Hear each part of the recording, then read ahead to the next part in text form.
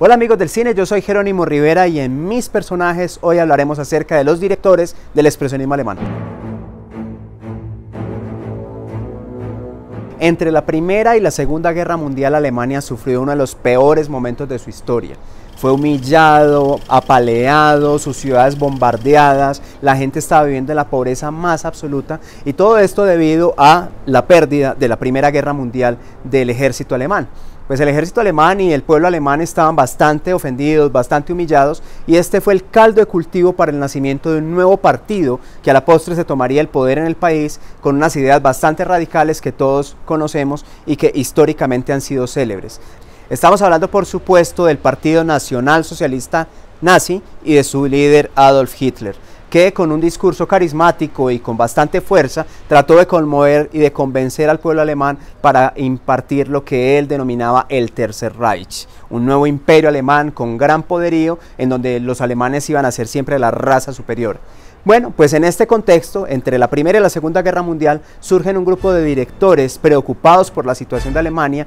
que trataron de expresar con películas fundamentalmente de terror, de suspenso, de ciencia ficción inclusive, lo que estaba pasando en el país, pero de una manera mucho más sutil, porque pues ya en ese momento había censura, ya no se podía hablar de ciertos temas políticos, y con unos temas aparentemente más ligeros, pues trataron de llevar ese mensaje al pueblo alemán, sobre todo a las personas intelectuales que pudieran interpretarlos. Estamos hablando de películas realmente importantes en la cinematografía mundial, como la película Nosferatu de Frédéric Murnau, en donde pues a partir de una especie de parodia o de una especie de adaptación libre de la película del libro Drácula de Bram Stoker, pues lo que trataban de contar era ese vampiro, ese monstruo que estaba creciendo, que era el movimiento y el partido nazi. Lo mismo ocurría con otras películas que trataban también sobre monstruos como el Golem, películas como M el Maldito de otro director, gran director alemán llamado Fritz Lang, que además nos ofrece una de las mejores películas de ciencia ficción de la historia llamada Metrópolis, una película en donde la gente que está en la superficie tiene acceso a los beneficios, tiene acceso a las bondades del capitalismo, mientras los que están en la parte por debajo, en el subterráneo, que son los pobres, que son los obreros, movilizan las máquinas muchas veces con el sacrificio de sus propias vidas.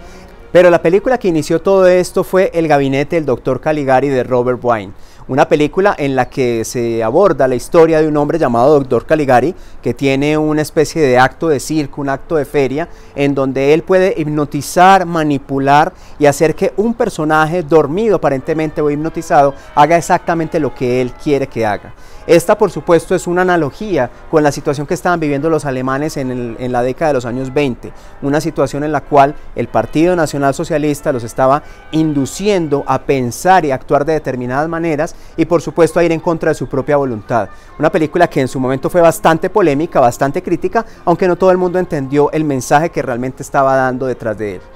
¿Qué características tenía el expresionismo alemán? Importante tenerlas en cuenta. Asimetría. Todas las perspectivas estaban completamente alteradas, eso generaba incomodidad, generaba molestia, generaba malestar en el público. Los temas y los personajes eran sórdidos, eran misteriosos, había un lado oculto de la realidad que se planteaba de una manera muy fuerte. Y todo esto para expresar la gran angustia que estaba sintiendo en ese momento el pueblo alemán. Por eso te invito a que conozcas a estos grandes directores del cine, Fritz Lang, Frédéric Murnau y Robert Wiene, directores que fueron muy importantes en la época entre las dos guerras para Alemania y para el mundo, pero que siguen siendo un referente importantísimo para los cineastas de todas las épocas. Entonces, estos fueron mis personajes y esto es Amigos del Cine, un espacio para aprender del cine sin dejar de disfrutar.